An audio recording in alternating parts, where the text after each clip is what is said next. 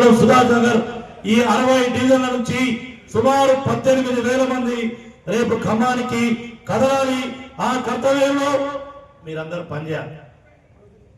మైకులు దూరంగా వినపడతా ఉన్నాయి, ఆయన నేను చెప్తా ఉన్నా. మన నాయకులు ఎవరైనా మీ అందరికి విజ్ఞప్తి ఏంటంటే, నేనుంటే చాలు, నాతో ముగ్గురుంటే చాలంటే కుదరదు. జనంతో కూడినటువంటి సంఘటితమైనటువంటి స్ట్రగులే ఇవాళ నిలబెడుతుంది.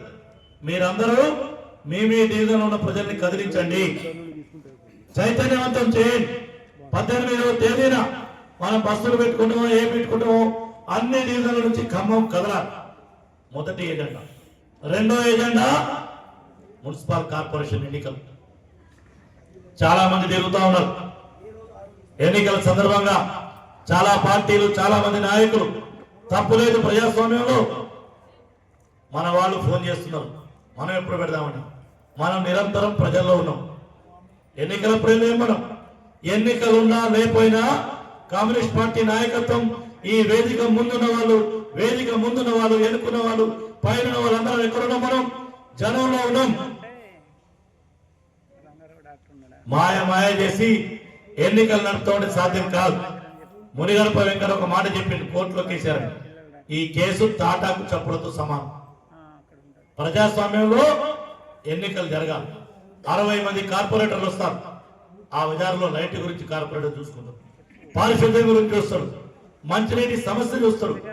ప్రజాస్వామ్య ప్రక్రియ కొనసాగాలనే ఇలా కమ్యూనిస్ట్ పార్టీగా ఎట్టి పరిస్థితుల్లో కొత్తగూడెం మున్సిపల్ కార్పొరేషన్ ఎన్నికలు జరపడమే లక్ష్యంగా మన ఎమ్మెల్యే సాంబశివరావు గారి నాయకత్వంలో కార్యాచరణ సాగుతా ఉంది.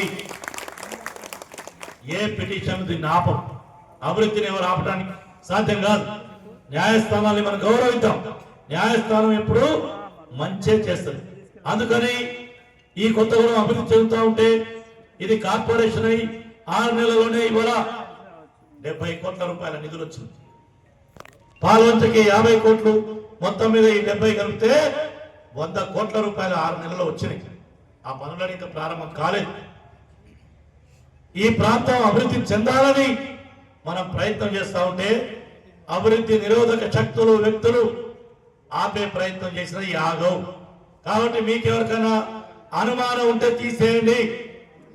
16వ తారీఖు ఫైనల్ ఓటర్ లిస్ట్ ఫోటోలతో కూడిన జాబితా 16వ తారీఖు వచ్చేస్తుంది. మీ క్లైమ్స్ ఏదైనా ఉంటే 9వ తేదీ లోపల చేర్పింపులని చూసుకొని ఆ తర్వాత ఏ క్షణమైనా నోటిఫికేషన్ రావు. ఫిబ్రవరి మొదటి వారమా రెండవ వారంలో ఎన్నికలు జరగబోతా ఉన్నాయి. ఆ ఎన్నికల్లో భారత కమ్యూనిస్ట్ పార్టీ సిపిఐ లేదా సిపిఐకి మిత్రపక్షాలుగా బలపరిచిన అభ్యర్థులు ఎవరుంటే వాళ్ళని 60 డివిజన్లలో గెలిపించుకోవటమే లక్ష్యంగా మనందరం పనిచేద్దాం. వేరే ఆలోచన లేదు.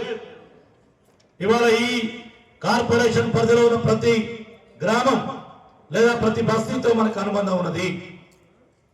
మీరు డేగలబడుగు నుంచి ప్రారంభమైతే పక్కన లక్ష్మక్కపేట కార్యక్రమాలు చేసిన చరిత్ర మనకు ఉంది.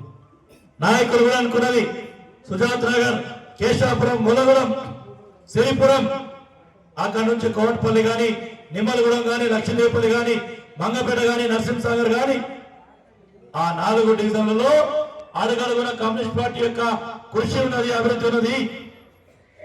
అటు నుంచి రామవరంలో ఏ ఎన్నికలు జరిగినా సిపిఐ పైచేయి. వరందాస్ గడ్డ, నెహ్రూ బస్తీ 7 నెంబర్ నుంచి ఇక్కడ వచ్చారు. లేదా Vittal Nagar, CRP camp, SCB Nagar వరకు.